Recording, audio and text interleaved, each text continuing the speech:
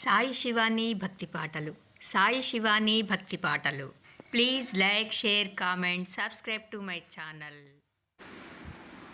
ఓం శ్రీ మహాగణాధిపతయే నమః. ఓం శ్రీ గురుభ్యో నమః. జయ గురుదత్త. శ్రీపాదరాజం శరణం ప్రపద్యే. దిగంబర దిగంబర శ్రీపాదవల్లభ దిగంబర.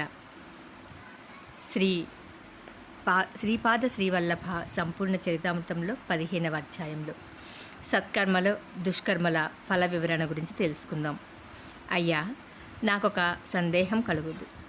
సమస్త కర్మలకును ప్రబోధకులు వారే అయినప్పుడు లోకంలో కొందరిని మంచివారుగాను మరికొందరిని చెడ్డవారిగాను పుట్టించినేలా అని నేను అడిగాను.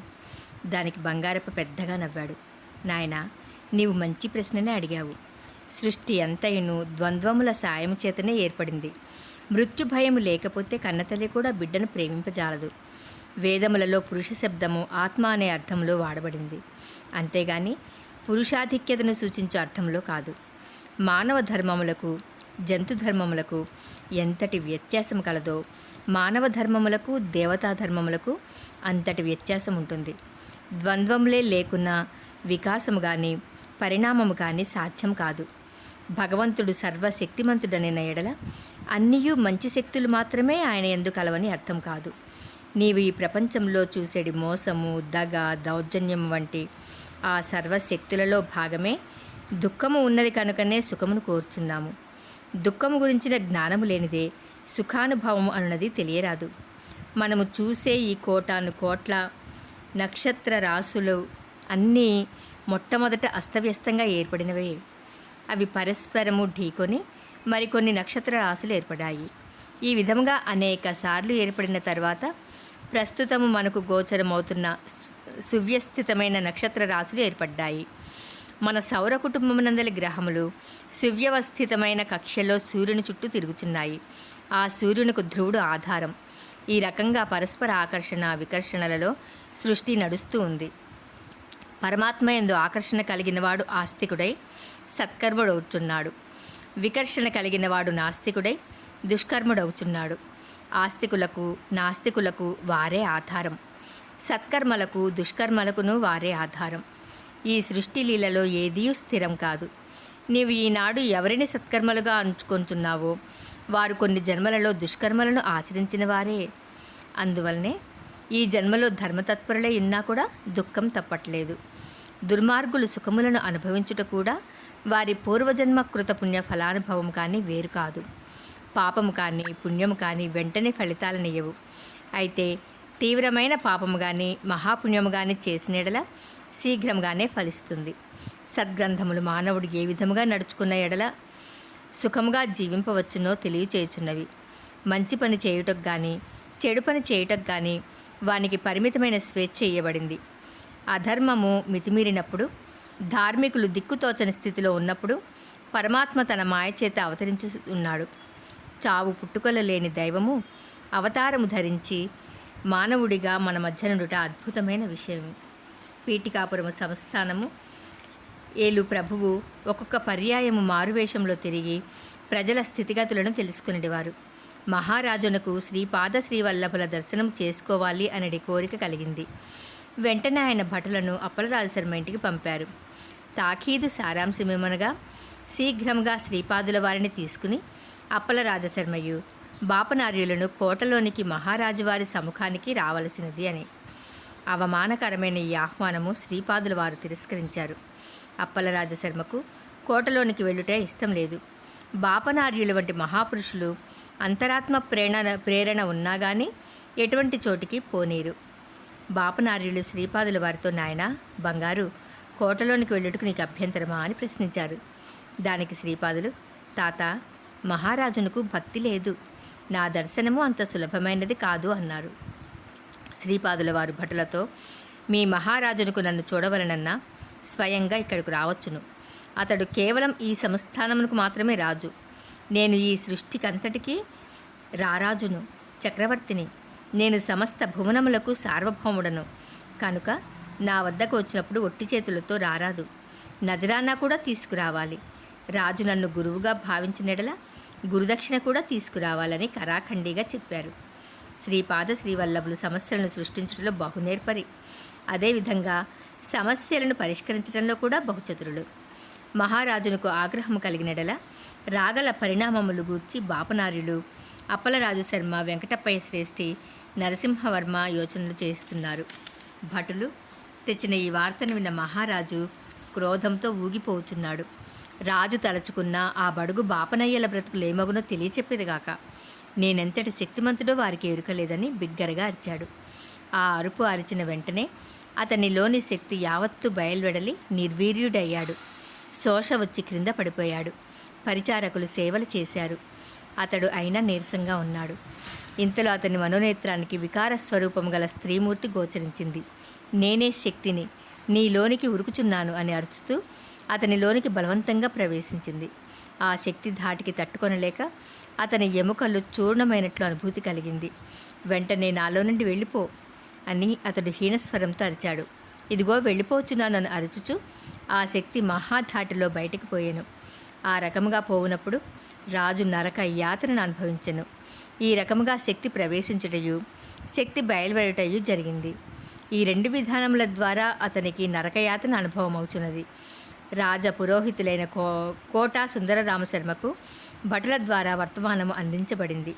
వారు స్వయంభూదత్తునికి అర్చనం చేసి తీర్థంనిచ్చారు.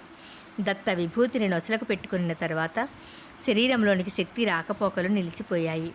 అంతట శర్మ ఇట్లన్నారు, మహారాజా, చూశారా మా అర్చన యొక్క శీఘ్ర ఫలము? మీరు శ్రీపాదుని దర్శనం కోరారు, అది మీకు వ్యర్థము. వారి ఇంట కాలాగ్ని సమన దత్తమూర్తి ఉన్నాడు. ఆ పూజా విశేషమున అప్పలరాజు శర్మకు చిన్న చిన్న శక్తులు సిద్ధించాయి. బాపనార్యులు మంత్రానుష్ఠానాన ఏవో కొన్ని శక్తులను పొంది ఉన్నారు. ఇంకా వెంకటప్పయ్య శ్రేష్ఠి వైశ్యుడు. మంచి వస్తువులు నకిలీ వస్తువుగా తర్కం చేసి చౌకగా కొనగలడు. నకిలీ వస్తువును మంచి వస్తువుగా నమ్మించి విక్రయం చేయగలడు. అభూత కల్పనలతో అద్భుత శక్తులను శ్రీపాదునకు అన్వయించి భజన చేయుచున్నాడు. నరసింహవర్మ సుక్షత్రియుడైనను మూర్ఖుడై శ్రీపాదుని దత్తావతారమని స్తుతించుచున్నాడు. మీరెంత మాత్రము చింతన పొందవలదు. మా అనుష్ఠానం చాలా గొప్పది. మహారాజంతటివాడు ఆజ్ఞాపించిన రాననుటకు ఎన్ని గుండెలు. ప్రభువుల వారు బలవంతముగానైనా శ్రీపాదుని ఇచ్చటకు తీసుకురాగలరు. ఈ మాటలు ముఖస్థుతులు విన్న రాజు నీరసంగా బలవంతముగా వారిని ఇచ్చటకు రప్పించినడల నాకు కలుగు లాభమేంటి? పైపెచ్చు నాకు అపకీర్తే మిగులుతుంది. శ్రీపాదుల వారి వద్ద కొన్ని క్షుద్ర విద్యలున్నట్లు నాకు అనుమానంగా ఉన్నది. నా పైన శ్రీపాదుడు శక్తి ప్రయోగం చేశాడు. లేకపోయినా ఈ శక్తి నా శరీరమును రాకపోకలు సాగించినేలా?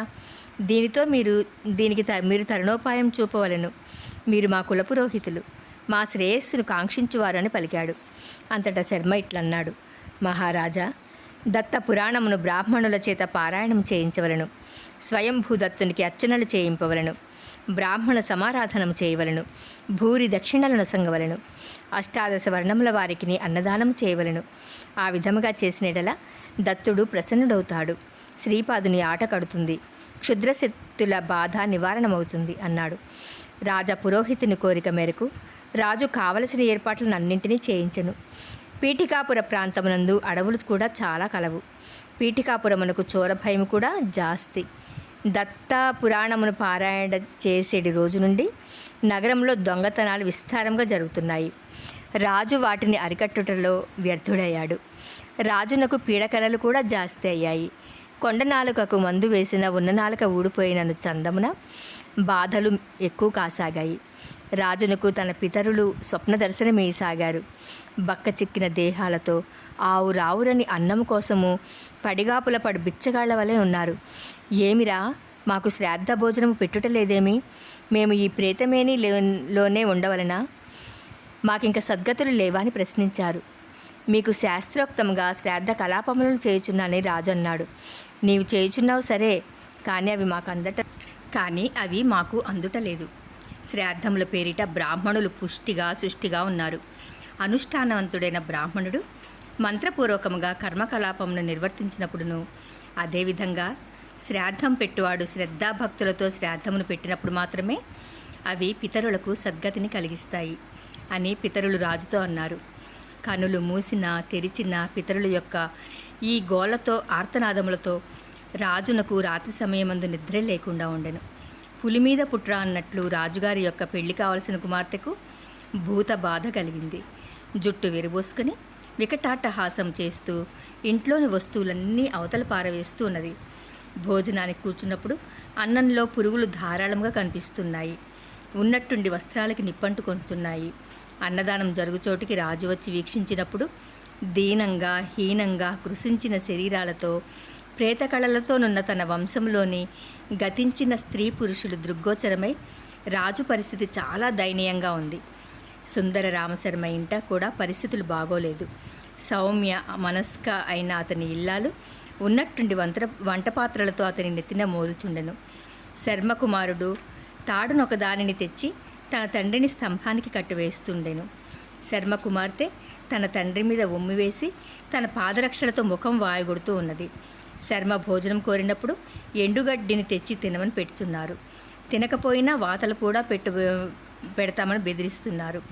శర్మ నియోగించిన బ్రాహ్మణులు మాత్రము దత్తపురాణమును పారాయణ చేస్తున్నారు.